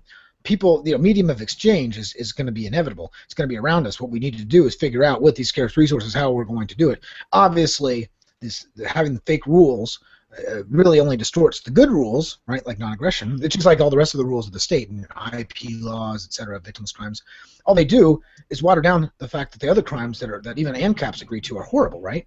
So I want to get a circle around on this before it looks like Tim Moen's in here now. Let's go ahead. I want to get to Tim Moen because I'm sorry, guys, but as you know, we don't have too much time with him, and it's pretty rare to have him here. So, Tim Moen, are you with us? All right. You might have to hit the unmute button. Hopefully you're getting set up. It's not a problem. We're going to go around the table real quick while you set up on the RoundTable, on the Hangout settings. So who wants to go first in rebuttal to the meditation on the interstate, on the speed limit? I don't think there's anything really to rebuttal. You know, I saw this video, Speed Kills Your Pocketbook. And, you know, these arbitrary laws are indeed created to kill pocketbooks and to keep people just very afraid of the state, always kind of aware, even when they're traveling down the road or outside of their home or outside of their workplace, to have this sort of sense of fear of government, I feel, in order to keep, you know, government present. Because really it should be, if they really wanted to deter people from speeding, then they would just put a car out where people could visibly see it, you know, and you know, put up a billboard. Hey, you know, if we can't ever present, if that's what they're really wanting to do. Cars and people are naturally going to go the speed that the road itself can tolerate. People don't want to flip their car. People don't want to die. People spend a lot of money on these vehicles and maintaining them, etc. And so they're going to take care of them. They're not going to do dangerous or extremely dangerous things in them. And so we end up just being this sort of this host for these parasites in order to take money. And you know, it's funny, a lot of the courts that you go to, the traffic courts that you go into them in sort of these suburban neighborhoods, and you go in there and they're all people of color. Like, what the hell? There's not even that many people of color that live in this town. How is it that you all on an everyday basis manage to pull over, you know, 50 people of color? How is that even possible? Oh, there we go. And that's just my experience. You know, I could be wrong, but, you know, I doubt it.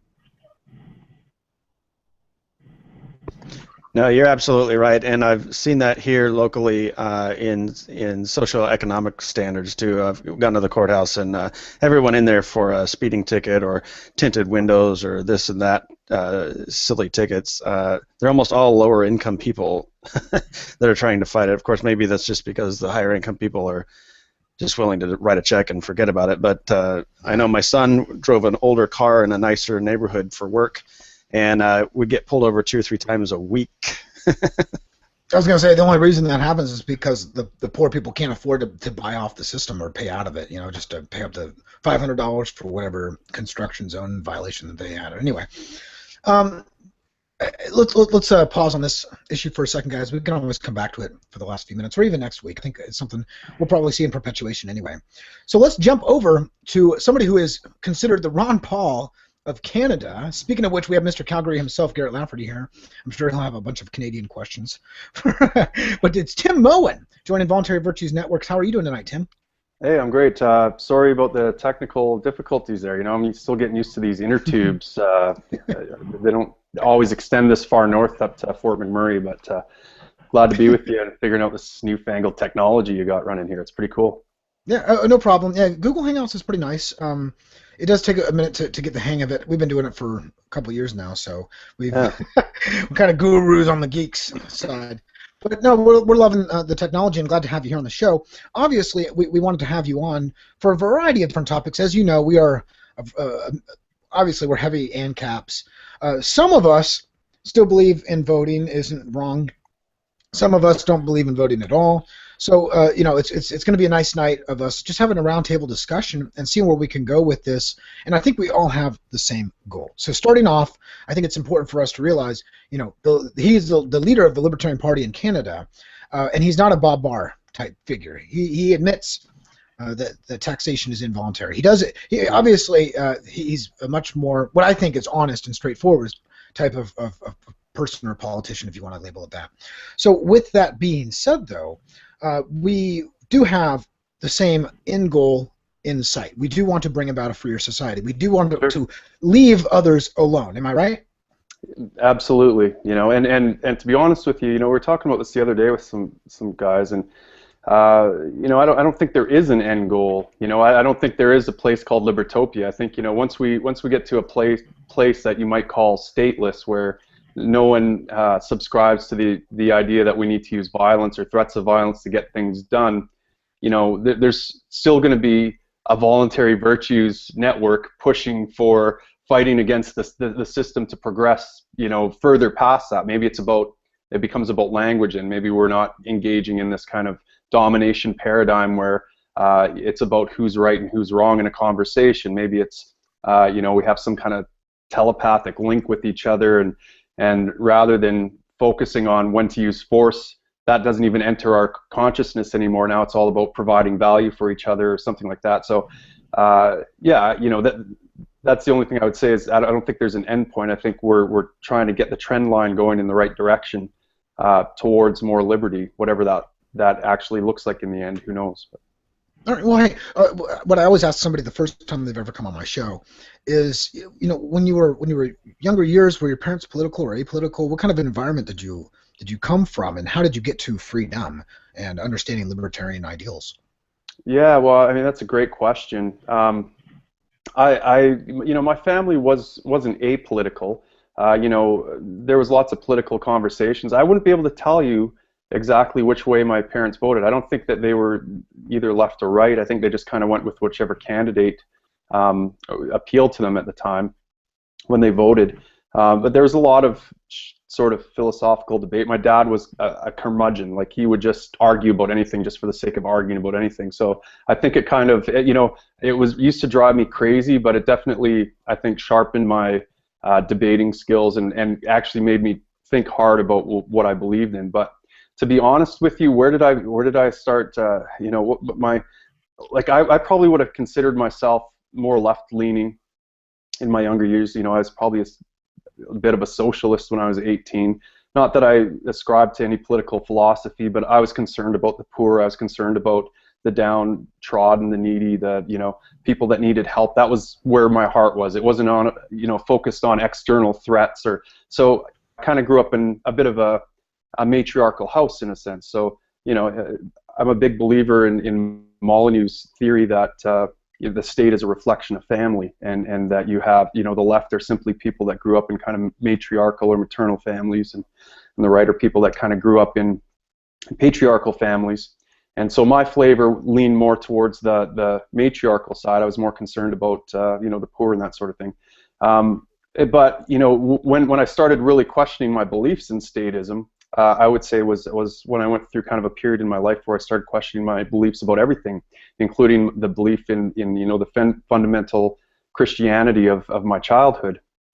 And I was exposed to Penn Jillette and Ayn Rand and all these different, and Richard Dawkins and all these different figures.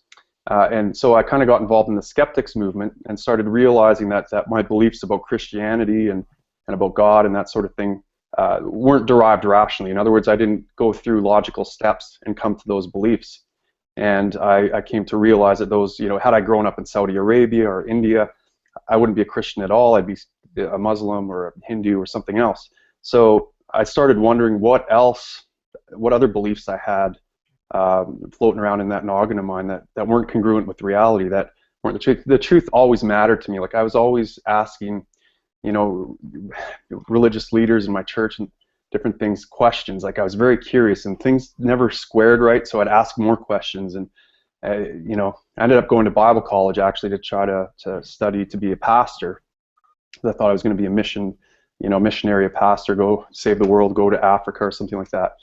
And that left me with more questions than answers, and probably started my road to atheism, if anything, because I started actually delving into the Bible and started realizing things didn't make sense, at least the way I was told. And I don't want to come off as disparaging of Christianity or religion. I do a tremendous amount of value in some of the things in the church, and the sense of community and the thinking about things that are bigger than yourself, and the way they even pray for each other and say out loud each other's problems and kind of comfort each other. I think there's a huge value in that. It's not my cup of tea, and I can't subscribe to that kind of supernaturalism anymore. But I went through this period of kind of militant atheism where I would bash people over the head with logic and kind of diminish them and make them feel small at one point. And then the same thing kind of happened when I discovered libertarianism. I finally had a stick to hit people over the head with. This is logic and reason, bitches. You're about to get whacked upside the head and knocked down a peg or two. And you know, that strategy didn't work all that well, I found. But that was kind of how I was for the first few years of both my and the problem is, you know, like I kind of see libertarianism and anarchy and atheism as kind of, they're not really things to organize around because they're just lack of belief, right? Atheism is like a leprechaunism. Like it doesn't say anything about what you actually do in life, about how you behave in the world, or what your actual virtues are in a sense, because it's just a lack of belief. You don't organize. So I think that largely anarchists, libertarians, atheists are somewhat impotent because we're just you know, we kind of are identifying ourselves in reference to someone else's kind of illogical belief system, if that makes any sense. And so, you know, that's I've kind of come around to a different way of thinking about how we advance, you know, a free world, and how we get rid of this, you know, these kind of beliefs that that might cause all sorts of problems in the world, that cause us to act in ways that harm others. And so, you know, that's kind of what I'm focused on now, is how do we attract people to a different way of questioning their belief system, of aligning their beliefs with reality, of noticing that, hey, there actually isn't a government. It's just a group of dudes over there that control all the guns. So that's kind of my goal, right? Hey, great response. I want to get right into why the strategy that you take. You know, what are you really trying to do with politics? Are you really thinking you're going to win? Is it more just to spread the message so somebody else down the road can win? Or do you think you'll never win inside the state? You know, I'm curious to what you are really thinking this strategy was. Well, I mean, I'm skeptical that I can win this popularity contest and you know, improve and kind of dissolve the state from inside. I don't think I can legislate away the state. I don't think I can just kind of rip up laws and say you're free now. I think that's kind of a diluted way of thinking. You know, to me, like I said, government is not over there in DC. It's not over there in Ottawa. It's in hearts and minds. It's a mental model, and so it's in our homes of our neighbors. It's in the people all around us, and that's where government actually resides. It's just a mental model. And that mental model is what supports these people monopolizing force, and it gives them sanction, and it gives them power. And if that mental model simply didn't exist, then the world would look a lot different, and it would look, you know, those guys might be viewed more as kind of sociopaths or mental patients that kind of need some help to get whole again, rather than our illustrious leaders. So, you know, my goal here with this campaign isn't to, you know, like I've been telling people, I said I would rather have 100 people, you know, re-examine their own belief system, think about the message of liberty, than I would have 100 people vote for me just because they didn't like the other guys, or because they think I have a strong jawline or something like that. You know, which a few people have told me. They're like, "Oh, you're the cutest. I'm going to vote for you." Well, like, no, you're missing my point. That's not the point. You know, I want you to think about the belief system, right? I want you to think about the message. But I mean, and I totally sympathize with where you guys are coming from, because I like 6 months ago, I would have been railing against anyone actually running for office. Being a politician had never entered even into my sphere of consciousness. You know, I didn't see it as a valid way to be active at promoting liberty. But I was eventually convinced by some people that, okay, Ron Paul did make a difference. He brought people into the liberty movement. You know, if we understand that government doesn't fundamentally exist as just a group of dudes over there monopolizing guns, then it's not like I'm going into government even. It's just that I'm getting on the stage with these other guys and pointing out that what they're doing is kind of bullshit, and maybe stop doing it. So, you know, so so I went into it thinking, okay, let's see if, you know, if I can get a message out there, if I can stand on the stage where people are looking at, and put up with the toxicity and get a message out. And you know, I've been convinced that it's having an effect. You know, in the past 5 years before this, and I definitely wouldn't say this is, I would recommend this for everyone. You know, I just think everyone's kind of different. They have different talents and abilities and gifts.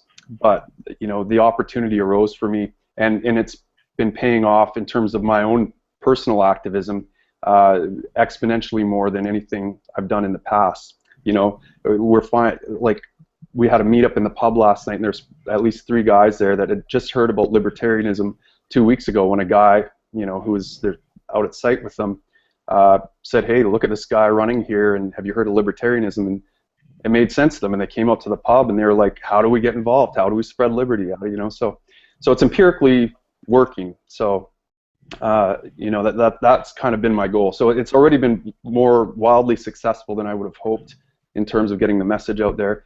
I don't imagine that I'm going to win any elections, but I'm gonna, you know, it's kind of this weird paradox, because part of me wants to hold out hope and wants to kind of shoot for that big stage, because I think that if we could get a libertarian on the big stage, it would just spread the message that much more. But part of me is realistic. Like, I'm not offering any bribes to people, and I'm telling people I'm not going to solve their problems for them. Like, I'm not going to foment fear and tell you that I'm the answer to solving that fear. You know, I want people not to be afraid. I want them to take power over their own lives again. So I don't imagine that is going to get me elected, because in order to get elected, people kind of want to depend on me. But I don't know. I don't know what people are going to say, you know. I really don't. You know, I tell people, look, if you want me to go to Ottawa and stand up on the stage and rattle some chains and make some people feel uncomfortable and speak some truth and try to draw some people in, vote for me, get me the job.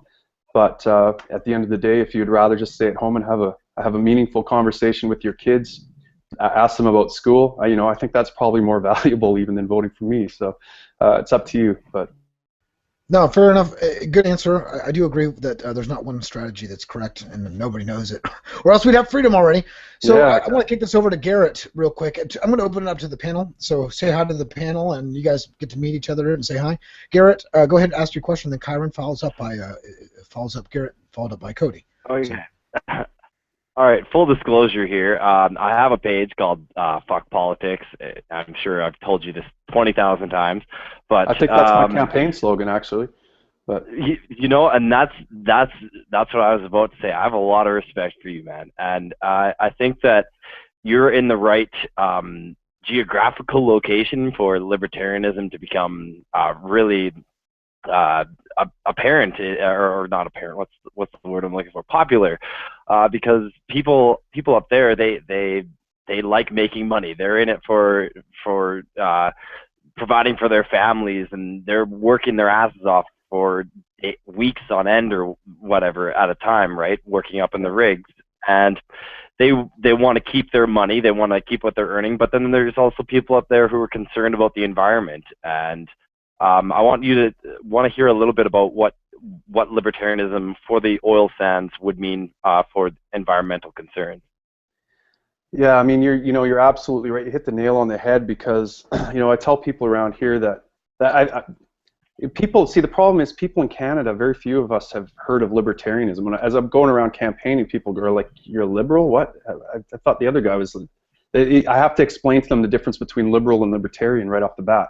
But I tell people, I said, look, you know, people come here to Fort McMurray against all this negative media imaging.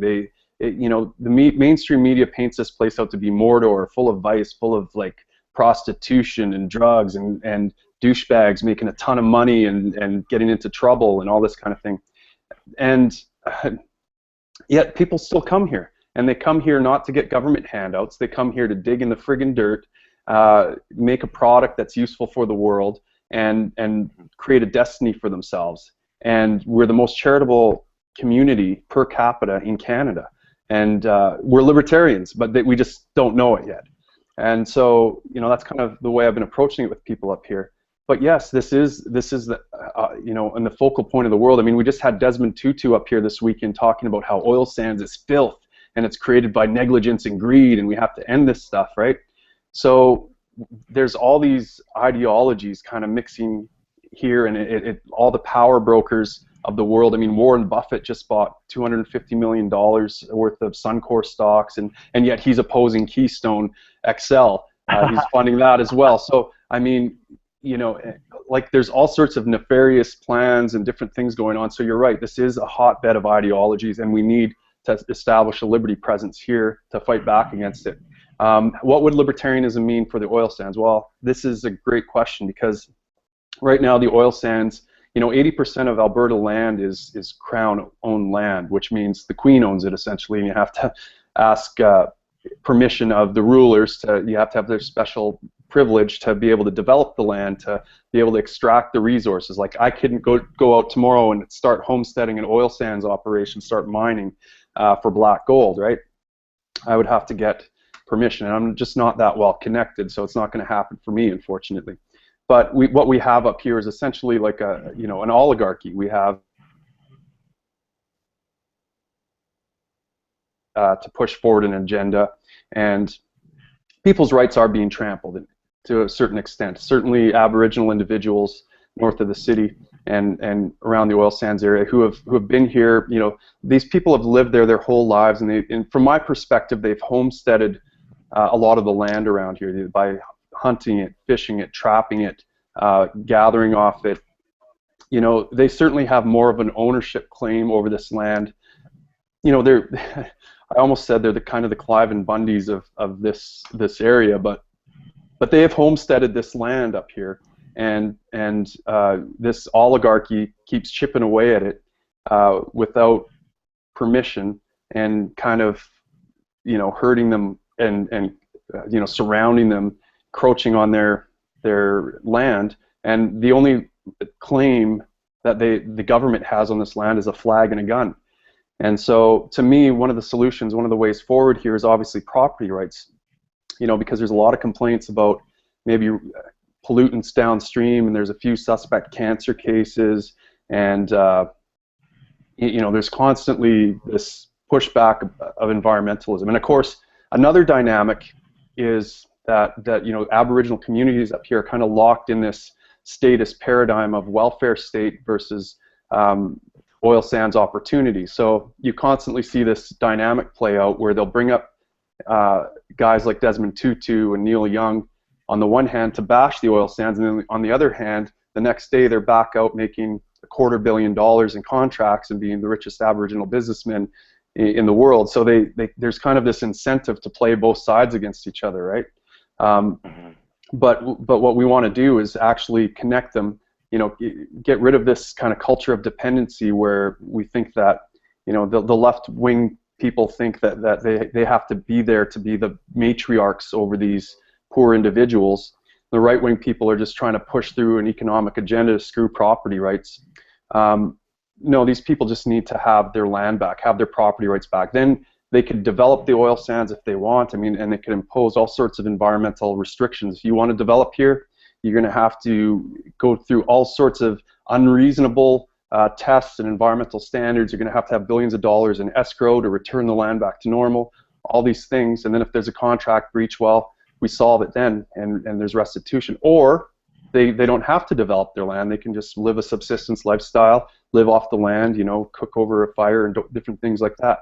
You know, they could be rich as sultans in Saudi Arabia, or they could just go back to their kind of traditional way of life. It would be totally up to them. So, you know, I suspect that their lives are, the lives of people here, including Aboriginals, are greatly enriched by the economic activity here. I mean, I can't imagine that life expectancy here in the Aboriginal population is less than it was before oil sands started developing. And I think if you compare the communities here with the rest of Canada, they're certainly doing a lot better than the rest of Canada. There's some just devastating areas. You know, I heard in Attawapiskat, for example, that it's something like the highest suicide rate in the Western world. It's just unreal, the kind of devastation that the state has had on these communities. But But yeah, so that's my kind of thinking is, let property owners sort it out, right?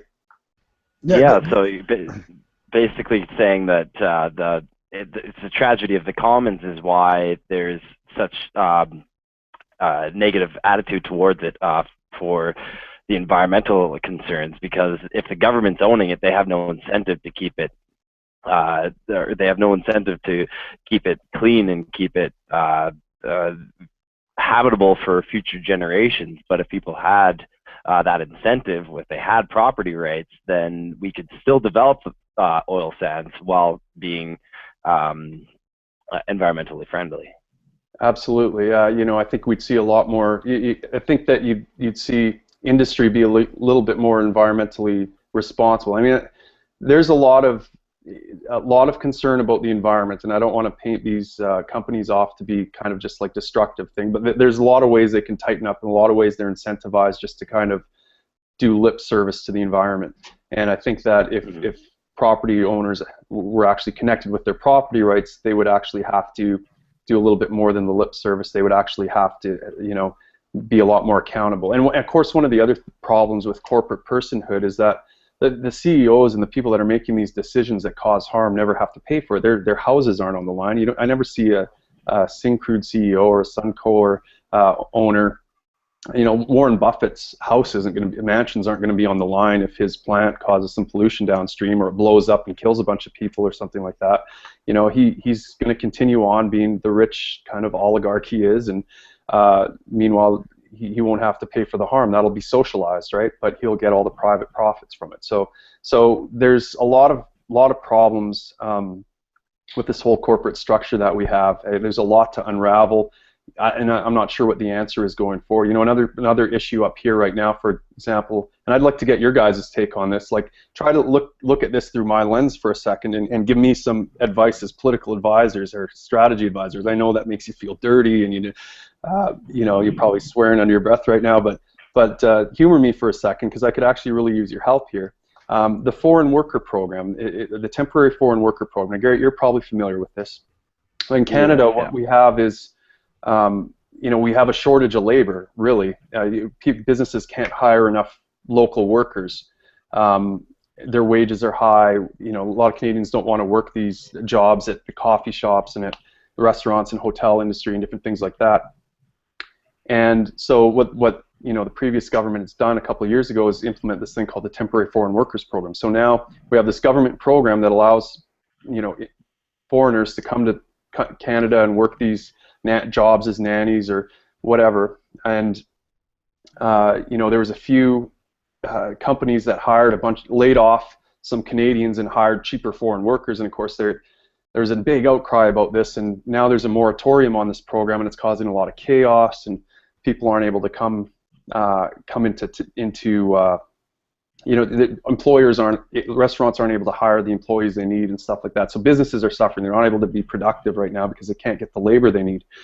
And obviously, the libertarian solution is, we don't enforce, imaginary lines. We enforce real borders. Like, my skin is a real border. That's I control the immigration through my skin. My lawn, where I planted grass and kind of homesteaded things, you can see the border there. It's a physical, biological thing that denotes, it's a real thing. And so obviously people ought to be able to control who comes in and out of their business, who comes in and out of their homes. But how do we, like the temporary foreign worker program, here's the conundrum. It's a government program, and it's creating some problems too. I mean, foreigners are coming here, and they have to work that job. And if they don't like the conditions, well, they just have to suck it up, or else they get deported, right? So we're having conditions that are, essentially human trafficking, because people are coming here, they're having to pay room and board, and like I heard of one guy who has to pay room and board deducted off his check with his boss. He has to stay there. He doesn't have a choice. It's one of the terms of his employment. And every time he checks his phone or does something his boss doesn't like, his boss fines him $100. And so the guy gets essentially $0 at the end of the month. So he's essentially a slave. He's been brought here under false pretenses, and he has no options. It's not like he can quit his job and go work for someone else, because, well, that's illegal. His only choice is to stay there and put up with it, or get kicked out of the country. and so he just sticks around. So this is a real problem, right? So, but how do we then solve, like, how do we, solve this immediate problem? This, I'd like to hear your guys' thought. Would you recommend just eliminating the program, going back to businesses can't hire, the foreigners can't come in? What's an immediate step we could take? Like, say I get elected next month, that would create more liberty in Canada. Do we repeal that? How do we start rolling back the state in that regard, right? Well, for me, the program itself, the subsidization needs to be halted right off the bat, right? So I think the only really answer to this is ending the subsidization for the original program, which was incentivizing people to come over on somebody else's dime. You know what I'm saying? I think that's my root answer. Anybody else want to answer? We got to move on to Kyron too, so let's hurry up with this guy. Oh, sorry guys. I'd make a quick comment here, just quickly about the temporary foreign workers program. It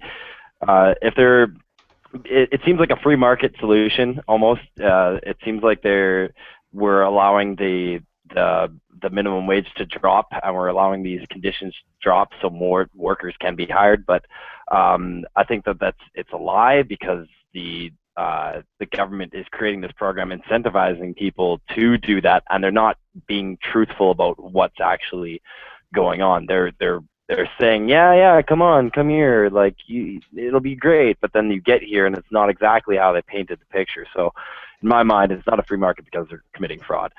That's all my comment on that. All right, yeah, we do got to move on. We're going to be thinking about a better answer for you, Tim, over the next week anyway. So, Kyron, please go next. My take on that, I know we want to move on, is that really they are wanting to have the cheaper labor, the cheapest labor possible. And this isn't about unemployment or employment or lack of employment in Canada, because I imagine that there's a lot of people on the res. I imagine that there's a lot of people in jail, especially for nonviolent victims crimes, probably marijuana, and that could perfectly work these jobs. That they're not able to work these jobs because these jobs don't have to compete on the free market for employees. So open it up.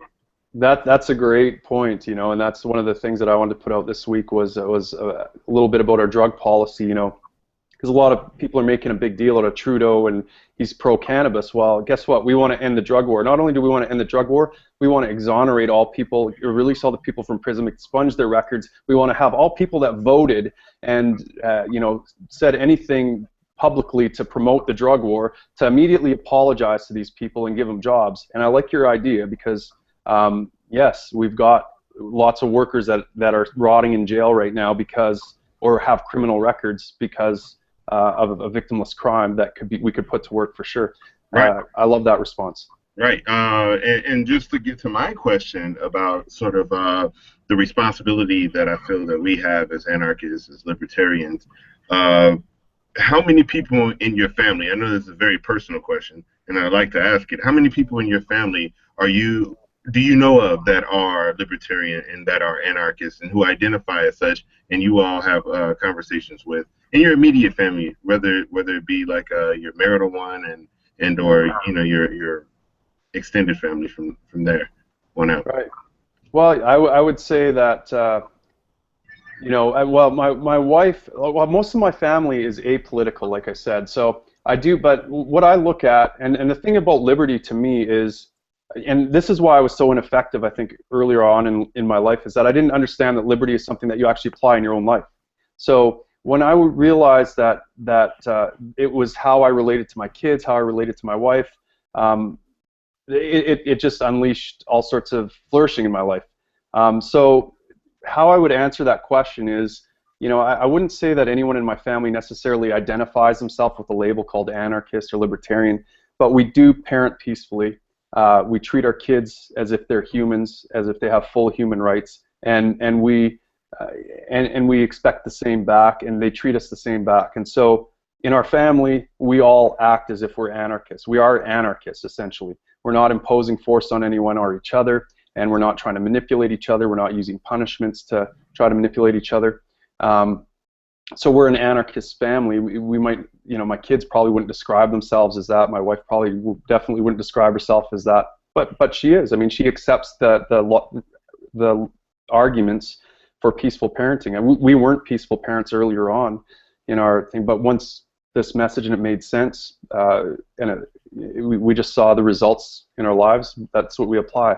But they're not active politically. Like, they're not actively out there in the world trying to convert people, evangelizing for the cause of that. That's kind of what I'm doing. That's my thing. They have other interests, and that's great, I guess. But yeah, it has for sure. I think what you're getting at is that maybe it caused some conflict in some of my other family relationships, and I would say it has for sure with my parents, for sure. Yeah. No, good answer, and that's honest, and you're doing a great job, Tim. Go ahead, Cody. Sorry. Yeah, that's fine. I just want to say it's been a privilege. I really enjoyed talking with you. I'm just going to leave you with my quick question here. Herding cats is hard enough, but herding anarchists is like impossible, right? So right. I'm just wondering, you've talked about the road that you have ahead of you as far as the challenges politically. I was just curious if you were thinking of allies such as Mark Emery. Mark Emery is set to be released from prison, I believe, July 9th, if all goes well, or something like that. And he's pretty much already stated that he's on a mission to really seek more political activism for legalization of cannabis. So just curious if you have approached him or are planning to or would be open to, or any other allies like that. Right, yeah, just before I answer that, Michael, just so you know, my schedule opened up, so I don't have to leave exactly at 55 after, so I don't know if that makes a difference, but I'll try to quickly answer your question. Yes, this whole party leadership thing is fairly new. It's just started, and I'm in the middle of a campaign here, and so I'm looking for ideas like this. This is a great idea to connect with Mark Emery. I wasn't aware that he's being released soon. Yeah, we're looking to create a movement here. It's not so much about the party or getting someone into office. I mean, that's my role as party leader now, is to kind of work that machine for a while. But ultimately, the goal is to create a liberty movement and connect with as many people as we can. And one of the things is, you use the analogy of herding cats, and that's an apt analogy. And that's one of the problems with having a kind of an organization that's centered around disbelief in something, right? And so, what I think I'd like to do is try and create a strategy or a way of communicating value to people. I think the message of personal liberty in your own lives is really empowering. It's something that you can do, because what happens is, as a parent, you kind of go through this minarchist phase. So you realize, okay, using aggressive force against my kids is wrong, but I'm okay using protective force. Like if I need to, I need. So your brain starts to think like a minarchist, in that you're still thinking about force and you're thinking about where you can use it, and yet your kids aren't coming along yet. They're still kind of doing things you don't like, and they're maybe fighting with each other or doing this and that. And all you can think about is, do I use protective force or not? Would it be considered aggressive or not, right? And so, and then there's another gear after that of not using force that's actually empathizing, like getting into your kids' eyes, trying to understand what they're attracted to, how they're responding to the environment, how they're perceiving the environment, and really trying to meet their needs. And then you really see flourishing. Once you start thinking like an innovator, like an entrepreneur, and you're not just thinking about, when do I use protective force, and is this protective or aggressive force? And I think quite often maybe we're locked in this idea of when to use force, like when is it protective or aggressive force? And we maybe have to advance past that stage to thinking about, okay, how can we actually provide value to people? How can we teach people? How can we unleash flourishing? How can we connect and empathize? Like a lot of people have trouble connecting with the left, and I come from the left, so I kind of speak that language a little bit.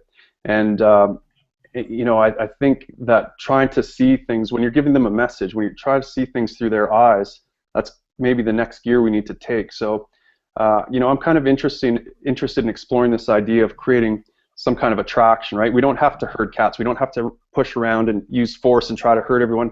It's all about creating value and kind of, attracting people to a message and a cause that's powerful, that gives them personal power, right?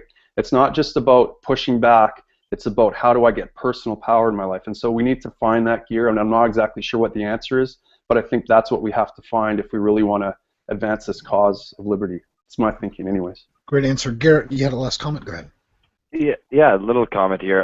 So I know voluntary virtues is like the biggest thing out there right now. It's just exploding, and we're getting lots of views. But as far as Canadian media goes, have you thought about contacting anybody like George Stroumboulopoulos, Rick Mercer, any of those political commentators, trying to get involved with them?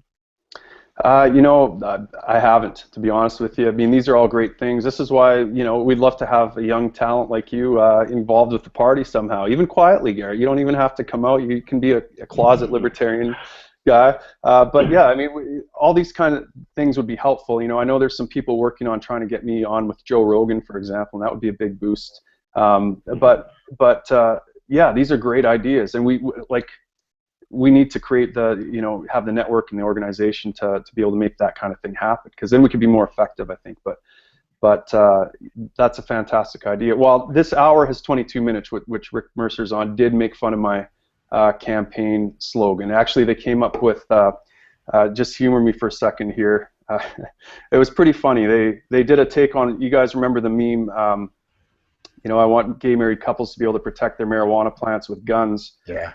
Well, this hour has 22 minutes. Did one bit on me, and they came up with a couple memes. One of them was, I want bi-curious Nova Scotian professional wrestlers to openly smoke crack cocaine in public restaurants while soliciting prostitutes after clubbing baby seals that have trespassed their property. So I mean, there's some attention for sure from mainstream media, and they're starting to make fun one of us a little bit. You know, it's good-natured fun because we're Canadians, right? We're polite. We're no dude about it, right? But well, sorry. But I think there's definitely potential for that. I think that's a great idea, Garrett. Hey, great time with you, Tim. I want to give you a chance to plug your sites and also to answer one last question I always have for everybody who comes on my show for the first time. When you imagine you're on your deathbed, you have 1 minute to say something to the whole world, and Fox, ABC, all the, I don't know what other news channels around you, but they'll come rushing up to you with the microphone. Everybody in the world's going to hear you for 1 minute. You're on your deathbed. What would you say to the whole world? I would say, I would say stop being afraid. And the way you do that is you think of things you're grateful for every minute you can, and that'll give you more personal power. I think that's it. Hey, good answer, and some plugs, websites you want to send people to, etc. Sure. You can go to my campaign website, votemoen.ca. The Canadian Libertarian website is libertarian.ca. And those are the two main. Look me up on Facebook. I'm not sure what the handle is, but just type in Tim Moen, I guess, and let's be friends. Let's be e-friends and hang out together. Yeah, sounds good. Sounds good. I do appreciate you being on the show. Thank you so much. Great. Thanks for having me. I appreciate it. Yeah, we'll have you back on VVN soon. All right. Say awesome. Guys. Say goodbye, guys. Say goodbye, guys. Awesome talking to you. All right, awesome. And it is the end of the hour. We got to go. Everybody check out Robert Kruger's next show, After Hours with the Krug. As you guys know, Robert Kruger has done great work with us, and I want to support him on that effort too. So good work with the Krug on the next show. Make sure you guys check back in and spread this link around. Let your family, friends, neighbors, coworkers see the great discussions that are going on here on Voluntary Virtues Network. We do appreciate your time. Make sure you guys check back next Tuesday, 8 to 10 p.m. Eastern Standard Time. And as you guys know, the network within the next month will be going 24/7, nothing but Voluntary is in full steam. So I will talk to you guys soon. Have a great night. Bye-bye.